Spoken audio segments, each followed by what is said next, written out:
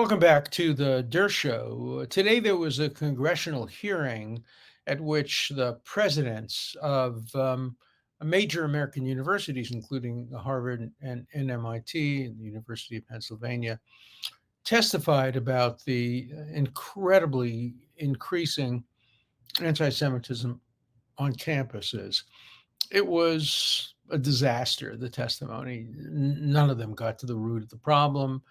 None of them seemed to understand the problem. The president of MIT had no idea what academic freedom was about or the First Amendment. She was asked a question and she gave the following incredibly dumb answer. She said, under academic freedom, a professor is entitled to say anything he wants in class. Duh. No, you're not allowed to say anything you want in class. You're allowed to say a lot of things outside of class, but you cannot, in a classroom about mathematics, say that African American people are racially inferior. You cannot say in a class in chemistry that communism is better than open market society. You can say all those things outside, maybe. I don't know if you could get away with saying some of that, but you can't say anything you want in the classroom. For example, when I taught for 60 years, if a student, I was teaching criminal law, and a student said, well, raised her hand or his hand and said, I really would like to talk a little bit about the New England Patriots and why they seem to be losing game after the game. I would say, no, no, no, please. You can't talk about that in my class on criminal law. If anybody in the Patriots did anything that was criminal, happy to have you raise it in context. But academic freedom in the classroom, is not a license to say anything. Indeed, if you're not a particularly good teacher, you can be fired. If you're hired to teach math and you go on and start teaching about social science, you can get fired. You don't have a right to do that in the classroom. You have a job. She had no idea what the meaning of academic freedom is. All the professors, all three of the women, were determined to focus exclusively on freedom of speech. Now, I know more about freedom of speech than all three of them combined, and I've devoted my life to freedom of speech, and none of them had testimony that made any sense at all. The president of Harvard, President Gay, was asked whether Harvard would permit a student or faculty member, I guess, to call for genocide against Black people. And there's a simple answer to that. Of course, the answer is no. Nobody who talked about genocide against the Black people or genocide against gays or genocide against women would be tolerated as a teacher or as a student. Um, so the issue really was not so much the content of free speech. The issue was the double standard. And President Gay of Harvard was then asked a direct question by Congresswoman Stefanik. Um, would Harvard tolerate a student who called for the genocide of the Jewish people? And the Congresswoman said, I really you can answer that question, yes or no. Would you tolerate a student or a professor who called for the genocide of the Jewish people, who said that Hitler was right? The only problem is he didn't kill enough Jews. He only killed 6 million. There are still 13 million left. Let's complete the job. Let's have genocide of the Jewish people.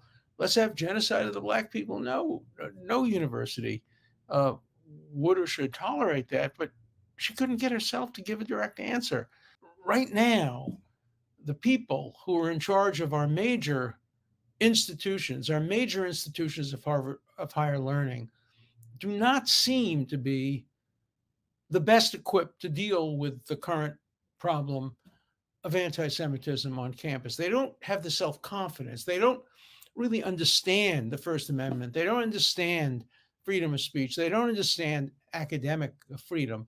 And so they use cliches when asked hard questions. Nobody really got to the nub of the problem. And you know what I think the nub of the problem is. The nub of the problem is represented by some of these presidents of universities. It's the bureaucracy that has now been built around the diversity, equity, inclusion um, uh, uh, mantra. And diversity, equity, inclusion is an evil thing, not in concept. We all want diversity, except the DEI bureaucracy. They don't want diversity. They want uniformity of opinion. They just want diversity of skin color. So, no, they don't want diversity. A university should want diversity of opinions. It should be out there encouraging fundamentalist Christians to come and challenge atheists and agnostics. Um, they should be encouraging people who really believe the Second Amendment is designed to make sure that tyranny can be responded to by weapons. I don't believe that, but people do. That's the kind of diversity universities should be looking for, not skin deep diversity alone, but that's what they're looking for.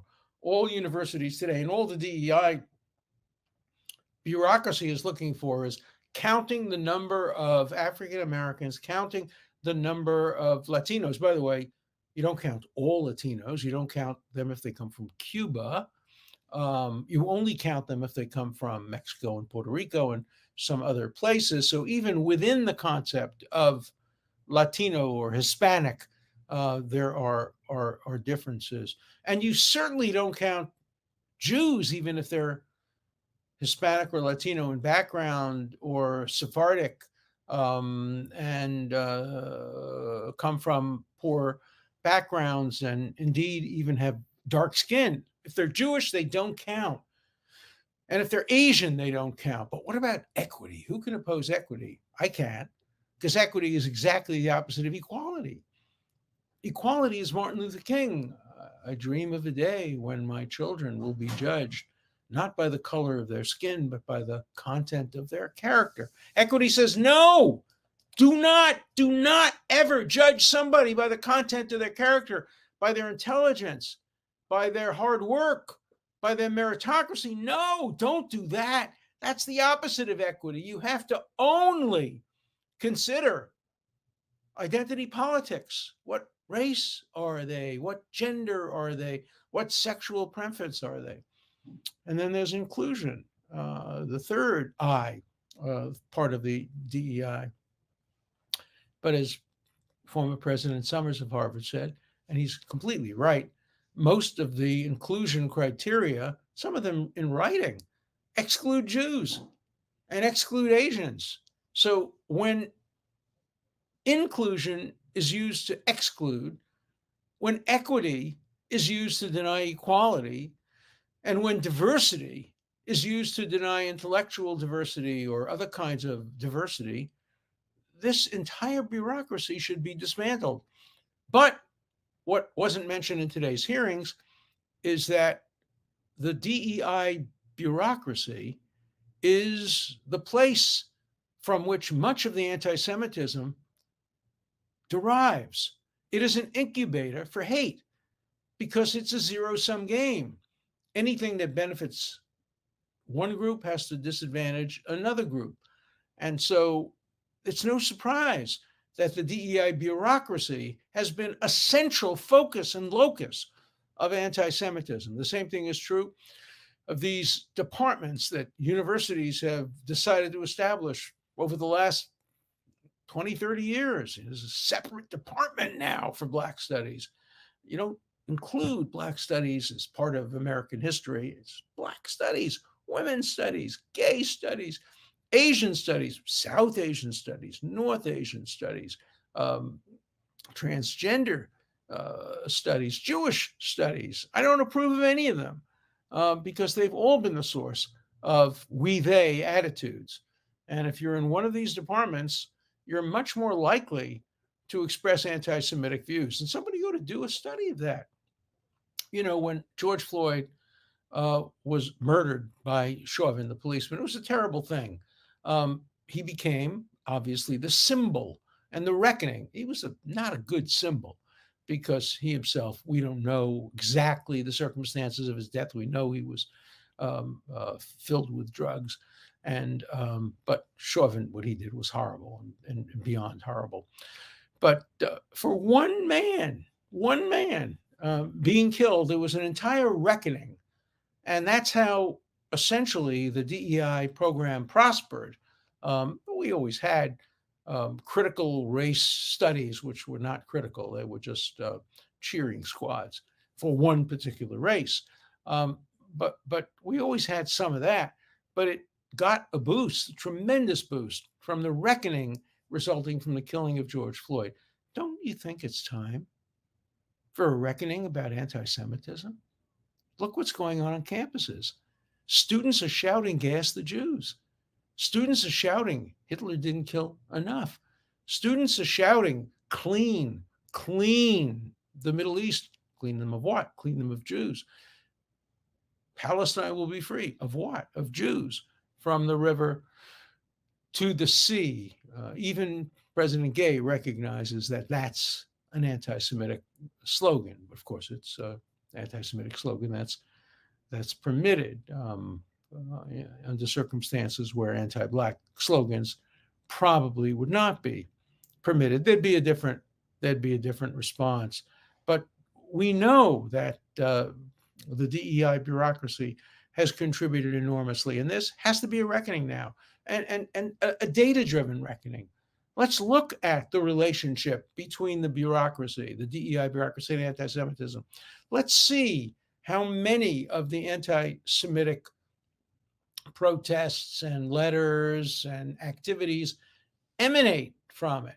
Let's see how the increase of anti-Semitism can be somehow correlated with the increased influence of DEI. Let's see what impact these identity politics department have on anti-Semitism. Don't take my word for it. Do research, objective research. Don't appoint people that have a job. And by the way, there are thousands of people today who are employed by these bureaucracies who wouldn't get a job otherwise.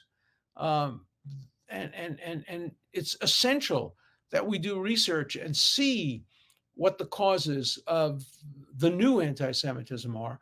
And you know what you're going to hear from them? It's not anti-Semitism, it's anti-Zionism.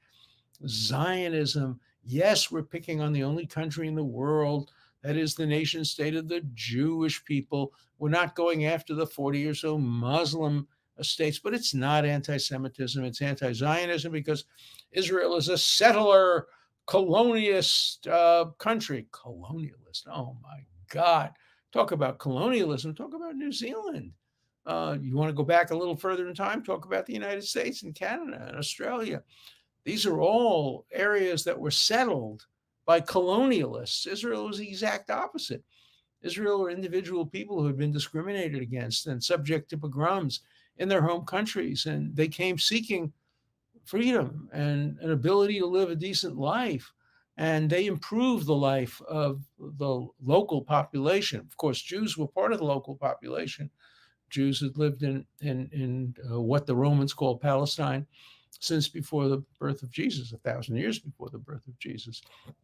They are native to the land, and the idea that they somehow are colonialists is absurd. But ask a 22-year-old or a 19-year-old Harvard student what country is a colonialist settler country. The only one they'll name is Israel, because that's been part of the propaganda, and the propaganda has caught on and become the accepted truth on major universities today. So these hearings did no good at all, except to send a message to some of these presidents. Congress is looking over your shoulder. Not only are donors looking over your shoulder, and we are, not only are people who might want to get a job teaching. I have to tell you, today, if I were in the market, when I was in the market for a law school job, I got offered a job at every major law school in the United States. I got offered a job at Harvard, Yale, Columbia, NYU, Stanford, Penn, everywhere. I could have picked any place I wanted. I don't know if I would pick Harvard today. I just don't know if I would pick Harvard today. Of course, the choices aren't great. But, maybe I'd pick University of Chicago, which has accepted the Chicago principles. And the Chicago principles are a university is a forum for political debate. It's not part of the political debate. And so Harvard should not have taken a position on the killing of George Floyd. It should not have taken a position on the Ukraine war, and it should not take a position on Israel. But if it did take a position on George Floyd, then of course it has to condemn Hamas, because what Hamas did was infinitely worse than what Chauvin did to George Floyd. There's no comparison, not at all. And you can't do one without the other. You can't say, oh, we don't take positions on controversial issues. Yes, you do.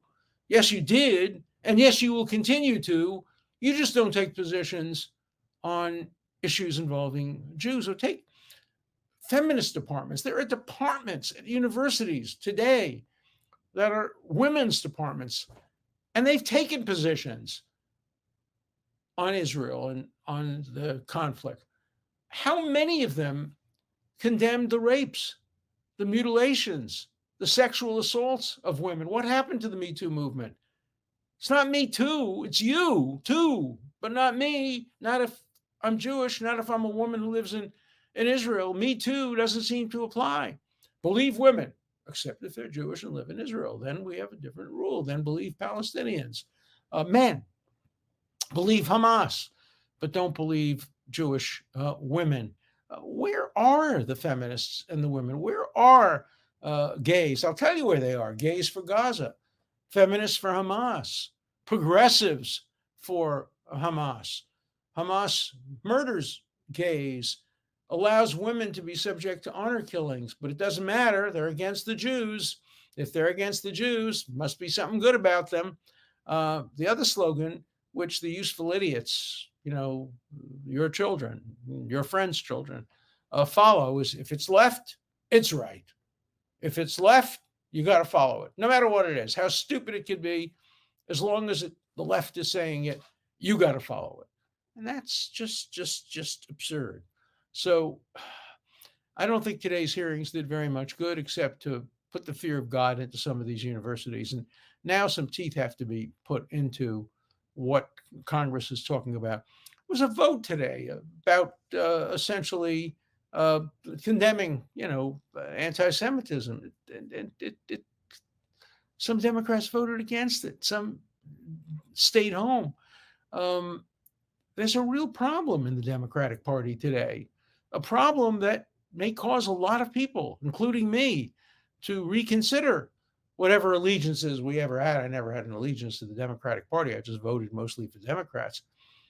But I have to tell you, anybody who voted against a resolution condemning anti-Semitism, condemning Hamas, condemning any of that, anybody who did that, I will help support any candidate who runs against them, either in a primary or in the general election. Yes, I will support Republicans. All right, let's take some questions. These are the same Palestinians who were dancing and celebrating in the streets of Gaza after the attacks on 9/11, so no sympathy from me. I have sympathy for the very young children. I have sympathy for the people who were oppressed by Hamas. I do not have sympathy for the people who cheered on either 9/11 or the rapes and murders that occurred on the 7th. And that would be a majority of the people of Gaza. So no, I don't have sympathy. I still think Israel has to comply with all the rules of law, even if they're not sympathetic. And, it's interesting because Israel has done a good job. There have been no reports of rapes by Israeli soldiers in retaliation for the rapes done to their friends. No, Israel is fighting a clean and legitimate war, much the way the United States did after 9/11. Yes, the women had their pelvis broken. They endured things that should never have happened. The silence is deafening. it's because it's not happened to them yet. And I don't want to talk about the silence. The silence is deafening. Where are the UN women? I want to talk about the National Lawyers Guild, which is lots of women in the National Lawyers Guild. They claim to be a feminist organization. They didn't allow their own lawyers to defend anybody charged with rape. That's how sensitive they are to rape, except when it comes to Jewish or Israeli women. The National Lawyers Guild defended, applauded what Hamas did on October 7th. Shame on the National Lawyers Guild. Anybody who still belongs to that organization has to look themselves in the mirror. It's a disgraceful organization of despicable lawyers who stand behind rapes, murders, beheadings, just because it's done by people they believe are on the left. That people are not on the left. These people hate women. These people hate gays. But if they're against Israel, against the United States, hey, you can count on the National Lawyers Guild to be on their side. I was passively antagonistic toward Israel until I heard the news of October 7th. The pure evil of that day changed my perspective forever. I'm so glad you share your views here to shine some light on these dark days. My question is, why were you against Israel before October 7th? But obviously, October 7th did change the mind of some people, not enough people, not the 33 groups of Harvard students that said that the entire blame for October 7th was on Israel. You blame the victim. You blame the people who were raped. You blame the people who were beheaded. You blame the nation that they represent. Dersh, you say the IDF is not killing civilians, yet I see footage of bloody children and women pulled out of the rubble. I never said the IDF is not killing civilians. I said they are not targeting civilians. The last thing they want to do is kill any civilians. But when civilians hide, become human shields, and when terrorists hide among civilians, civilians will die. According to a French newspaper assessment, they claim that for every terrorist killed, 2 civilians are killed.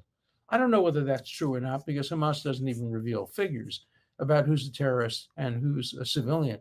But if that ratio is true, if 2 civilians are killed for every terrorist, for every combatant, that is the best ratio ever achieved by any country facing a similar conflict. Far better than the ratio achieved by the United States, far better than the ratios achieved by Great Britain and France and others in comparable situations. So if the ratio is 2-1, I'd still like to see it lower.